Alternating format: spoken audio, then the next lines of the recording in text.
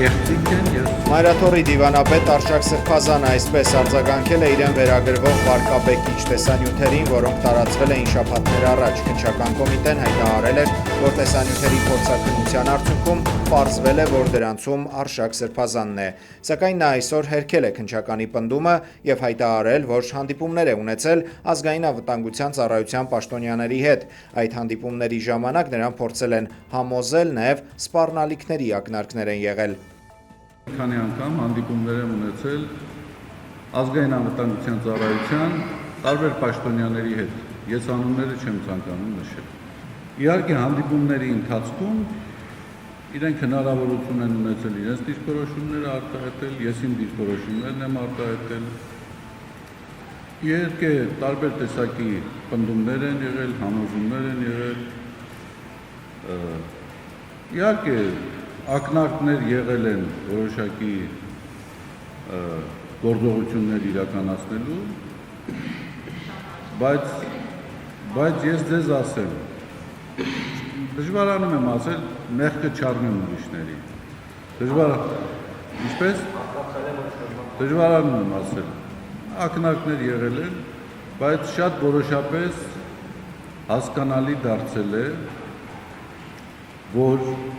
թողարկվածների մեծամտության համար, եթե այդպես կընկալվի, որ ես այն անձը չեմ, որի նկատմամբ սպառնալիքներով, վախի ներշնչմամբ, ահաբեկչությամբ հնարավոր է հասնել այնպիսի գործողությունների, որոնք չեն բխում իմ համոզումների։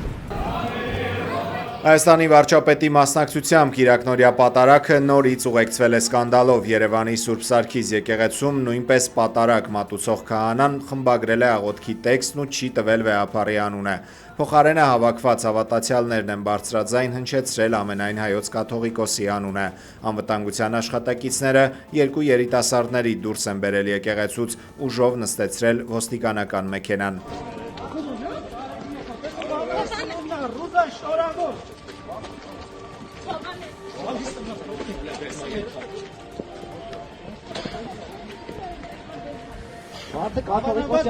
Կաթողիկոսը Գարեգի երկրորդն է։ Կաթողիկոսը, բայց քեք սպասում գլխի։ Ուշտիգարով գլուխ է որ չկա ենթարկում, ի՞նչ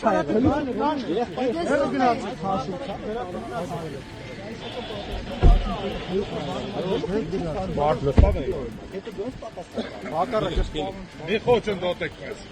Մեր գործողությունը մի խոչընդոտ։ Մարտա որսացվել։ Մենք բռնություն չենք օգտագործում։ Գլխին սխմել է բռնություն ենթարկում։ Ոչ, դա բերման ենթարկելու ձև է։ Իսկ կաթողիկոսի անունը այդ նոր բարեփոխումներից հետո է այս ձևը կիրառվում։ Սուրբ Սարգիս եկեղեցում մատուցված Կիրակնորյա այս պատարագի շուրջ հանրային հետաքրքրությունը մեծ էր մեր ձևով շարժման անդամ Նարեկ Կարապետյանի մասնակցության պատճառով։ Մինչև պատարագը նա հայտնել էր, որ 15 տարի է ամեն կիրակի հենց Սուրբ Սարգիս եկեղեցի է գալիս պատարագի եւ բաց չէր թողել նաեւ այս Կիրակնորյա պատարագը, որի ներկա էր նաեւ Նիկոլ Փաշինյանը։ Բանտարկված 3 սրբազաններից երկուսը Բագրատ եւ Միքայել arczepiskoposները կոչով դիմել են ամենայն հայոց կաթողիկոսին հրավիրել եպիսկոպոսատ ժողով քննարկելու առկա հարցերը եւ պատրաստելու ազգային եկեղեցական ժողովի օրակարգը։ Միևնույն ժամանակ պնդելով ապահովել ապօրինի ազատազրկված 3 սրբազանների մասնակցությունը։ Մեջբերում աղոթում ենք հույզ եւ համոզում հայտնում, որ վեհապար հայրապետն ամուր եւ անսասան կմնա եւ որ Սուրբ Հոգու առաջնորդությամբ մեր Սուրբ եկեղեցին կհաղթահարի չարի այս փորձությունը եւս։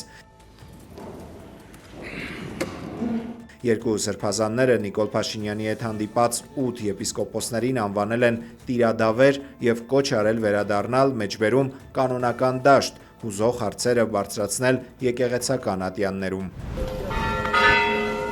Հռոմի Պապը Ստամբուլ այցի ժամանակ հայ առաքելական եկեղեցում մասնակցել է պատարագի եւ իր ողջույնն ուղարկել ամենայն հայոց կաթողիկոսին։ Լևոն 14-րդը ասել է, որ հայ ժողովուրդը Աստծուն քաջարի քրիստոնեական վկայության համար պատմության ամբողջ ընթացքում հաճախ ողբերգական պայմաններում է հայտնվել։ Նա հիշեցրել է, որ Հռոմի Պապի եւ Արևելյան ուղղափառ եկեղեցու պատրիարքի միջև առաջին համատեղ հռչակագիրը ստորագրվել է 1970 թվականի մայիսին Պողոս 6-րդ Պապի եւ Վազգեն I-ի միջև։ Հռոմի Պապը Թուրքիայից մեկնել է Լիբանան, այդ երկրի համար խիստ անորոշ ու վտանգավոր մի պահի, երբ գրեթե ամենօրյա ռեժիմով իսրայելական հարվածներ են հասցվում, ինչպես պնդում է Թել Ավիվը Համաս շարժման դիրքերին։ Լևոն 14-րդը Լիբանան այցով կատարում է իր նախորդի Ֆրանցիսկոս Պապի խոստումը, որը տարիներ շարունակ ցանկանում էր այցելել, սակայն առողջության վատթարացման պատճառով չէր կարողանում։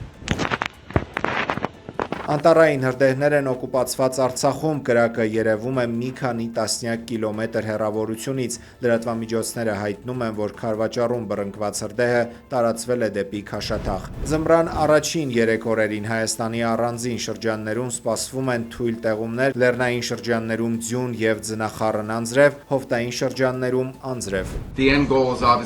Ֆլորիդայում հանդիպել են ամերիկյան և ուկրաինական պատվիրակությունները։ Մի քանի ժամ տևած բանակցությունները կենտրոնացած էր հակամարտության դադարեցման ուղիների, տնտեսական և անվտանգության հարցերի երկարաժամկետ լուծումների, Ուկրաինայում ընտրություններ անցկացնելու հեռանկարների և տարածքային հարցերի վրա։ Քննարկումների ընթացքում խոսվել է նաև Կիևի անվտանգության երաշխիքների մասին։ Ուկրաինան չի հրաժարվի ՆԱՏՕ-ին անդամակցությունից, այն ամրագրված է երկրի սահմանադրությամբ, իսկ դրա փոփոխությունը հանուն խաղաղության համաձայնագրի կնքման վատ նախադեպ է, ասել են ուկրաինական պատվիրակության ներկայացուցիչները։ Բանակցային գործընթացը տեղի է ունենում ուկրաինական պատվիրակության կազմի կտրուկ փոփոխությունների ֆոնին։ Այն Ֆլորիդայում գլխավորում է Ուկրաինայի ազգային անվտանգության և պաշտպանության խորհրդի քարտուղար, գլխավոր բանակցող Ռուստեմ Ումերովը։ Նա փոխարինել է նախագահի աշխատակազմի ղեկավար Անդրեյ Երմակին, որը օրեր առաջ հրաժարական էր ներկայացրել երկրում ծագած կոռուպցիոն սկանդալի պատճառով։ Հանդիպումից հետո ԱՄՆ պետքարտուղար Մարկո Ռուբիոն հայտարարել է, որ բանակցությունները կառուցողական են եղել, բայց դեռ շատ աշխատանք կա անելու։ Նրա խոսքով ԱՄՆ-ն լավատեսորեն է տրամադրված խաղաղ կարգավորման հարցում։ Հանդիպումից հետո պարզ է դարձել, որ Միացյալ Նահանգների նախագահ Դոնալդ Թրամփի հատուկ ներկայացուցիչ Սթիվեն Ուիթքոֆը և Ջարեդ Քուշները կմեկնեն Մոսկվա։ Սպիտակ տան ղեկավար Դոնալդ Թրամփը լրագրողների հետ զրույցում հայտնել է, որ խաղաղության հարցում իրենք լավ ցուցանիշներ են գրանցել և հնարավոր է, որ շուտով հակամարտությունը դադարի։